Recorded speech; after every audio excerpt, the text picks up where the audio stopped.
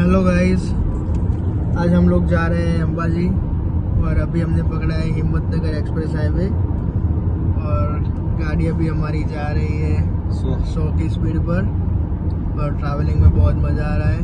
ये सब हमारे गाइस है। हेलो क्रिस भाई, ये हमारे पिंटू भाई है और रामा दादा है। और अब गाड़ी क्रिस दौड़ाएगा 150 पर।